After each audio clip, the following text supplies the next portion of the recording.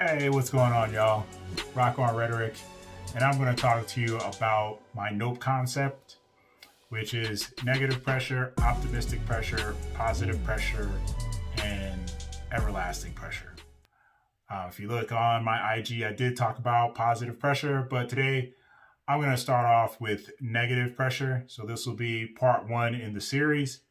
So we're just going to talk about this and see what you think. And I'll give you a little bit of insight on what is negative pressure. So, competition's good, brings out the vital parts. An abstract MC used to say that. His name is Q-Tip. So, what I mean by that is we allow people to get into our minds to motivate us in a negative fashion. That negative fashion could be self-destructive. We could have damaging behavior. It could also change our personality. It could change our mood. It could change our mentality because now we have fabricated this goal in our mind that we never really wanted in the first place. We never even thought about.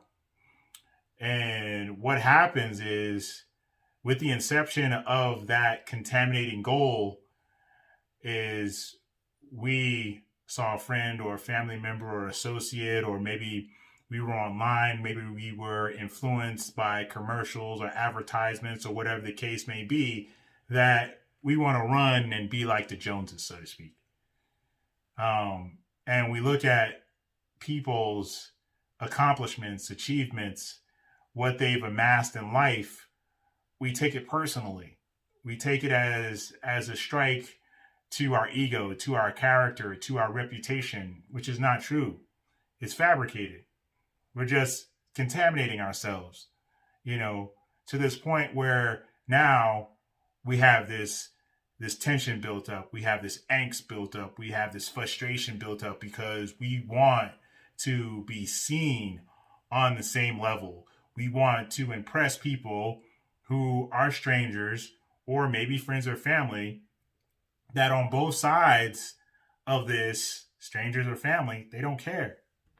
Your family, they don't care in a good way because they love you for who you are, regardless of what you have, regardless of what you do. That unconditional love stays the same.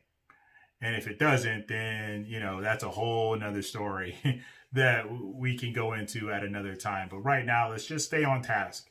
Now, a stranger's not going to care either way.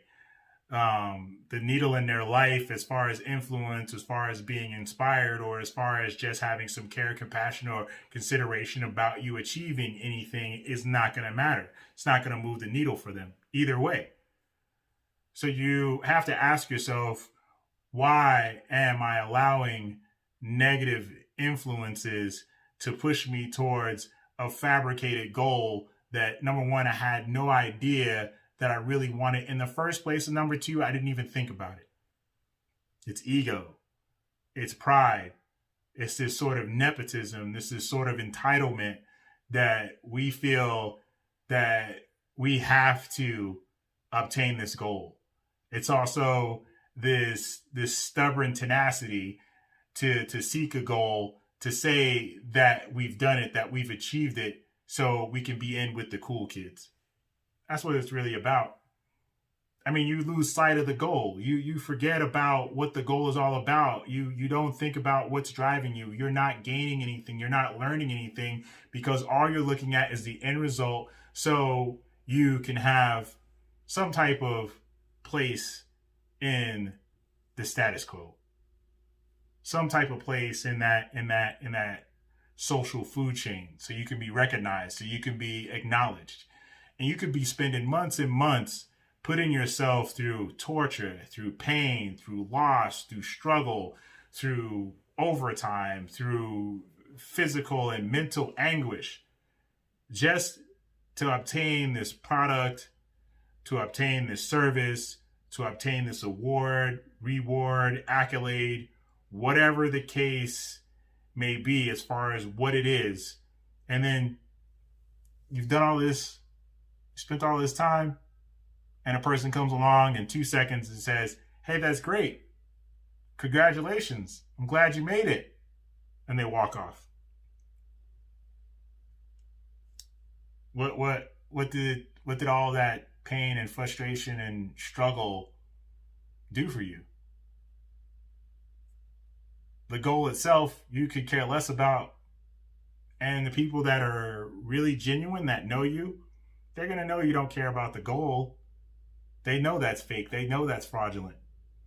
You just wanted to be in with the cool kids. You just wanted to be acknowledged. You wanted your ego massaged. That's all. Negative pressure can cause all types of trials and tribulations in your life that are unnecessary. Think about it. Think about the things that you've bought. Think about the exercises that you've done. Think about the hobbies, the interests, things that you normally wouldn't get involved in. Why did you really get involved in them? Is it something that you thought of, that you really wanted to do, that you were really passionate about, that you really had the initial energy, the drive, the curiosity from the start, from inception? Or do you realize that you were influenced by things you've seen or things you felt, or by a friend or a family member that may have bought something that you really could care about, but you're realizing that they're getting attention, they're being acknowledged, and you want to be pacified. You want your ego pacified. That's what it's really about. Negative pressure. Pressure is synonymous with motivation. So, negative motivation. There is a such thing. Think about it. In competition, why do people want to win? Some, not all. I'm talking about hardcore competitors at any phase in life. It could be a casual, activity in the backyard, such as cornhole. What drives people to be so cutthroat competitive? Because they want to be acknowledged, because they have a superiority complex, or they have a Napoleon complex. It's not about the goal. It never is when it's on that level. It's just to say, I'm superior. I'm not inferior.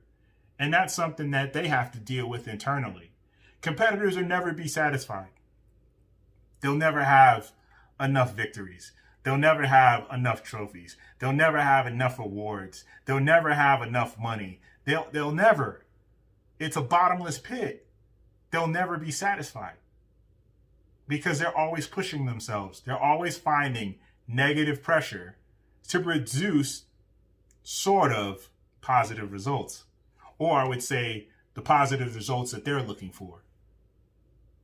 It's almost like being happy. What's the definition of happy? Reacting positively or positively to a desired stimulus.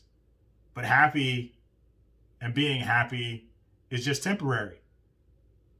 It's a caffeine rush. It's like drinking a nice cup of coffee. You have a caffeine rush, then you crash.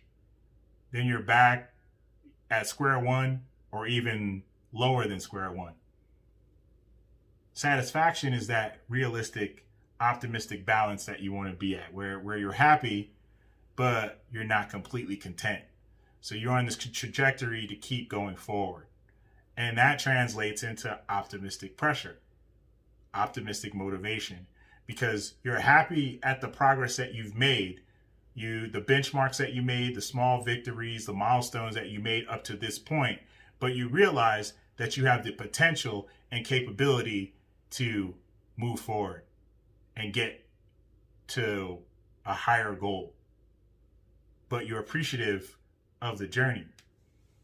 But negative pressure is the opposite. You don't care about the journey. You don't care about learning through failure. You just want the goal because you want your ego massaged. You want to be recognized.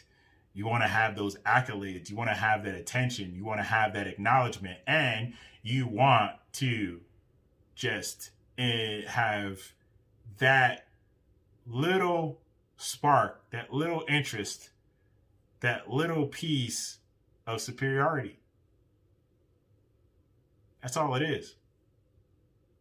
Negative pressure, yeah, it does produce positive results in some aspects. I mean, in every aspect of anything dealing with athleticism, with competition. Yeah, there are plenty of sports figures that have used a saying, that have used a news clipping, that have used online criticism as their motivation, as their gas, as their fuel. They've used it. And they make no bones about it. And they unapologetically express that, hey, this person said something about me. This analyst criticized me. So I used it to prove them wrong. But they didn't prove anything to themselves. That's the beautiful thing about positive pressure. Positive pressure, you have something to prove to yourself. Optimistic pressure means that you've acknowledged everything that you've done, you appreciate it, but you realize that you can go forward and you can achieve other goals. And everlasting pressure is a beautiful thing. It's because you realize holistically your journey in life, you're always learning, you're always growing, you're always building yourself to be better, and you're on the goal for self-improvement. It's not about the goal itself. The goal is kind of an illusion. It's that journey to self-improvement. It's that journey to fighting against imperfection. We'll never be perfect. We're going to have adversities. We're going to have roadblocks. We're going to have setbacks. But you got to keep the same energy. And that energy has to come from a positive, optimistic source. You can't get it from another person. It's not going to translate the same because you have a different trigger as far as your passions, as far as your ambitions, as far as how you envision things, how you go about getting things accomplished, how you strategize, how you plan, how you visualize, how you carve out time, how you meditate on a particular plan so you can move forward into fruition to make that an actual tangible goal. Negativity doesn't do that. It's like charging a battery. The analogy is simple. A negative battery cannot be charged from a negative source. It's not going to happen. It's not going to do anything. It's just going to sit there stagnant. It's going to be a stalemate deal. So think about it. Think about the goals that you're after. Think about what you're planning for. Think about what you're strategizing for. Is it advantageous for you? Can you actually say to yourself, unapologetically, balls to bone honest, that, hey, this goal comes from an optimistic, positive place. It comes from me. It's not influenced by others. I'm not doing it to massage my ego. I'm not doing it to prove other people wrong. I'm not doing it to be competitive. I'm not doing it to get over my superiority complex or my Napoleon complex. I'm not doing it to mask any issues that I might have. You're doing it because it's something that you are seriously after. Plans, goals, they all establish one thing: purpose. And then peel back the purpose. What's the reason? Then peel back the reason. Where's the passion? Peel back the passion. Where's the energy? Peel back the energy. You have the idea. And these are all building blocks to make you move forward, to create that pressure, to create that motivation, that drive, that zeal to move forward, to accomplish your goal. So let's not let negative pressure influence us, all right? Have optimistic pressure, have positive pressure, have everlasting pressure. And I always say, be humble, be human, be better.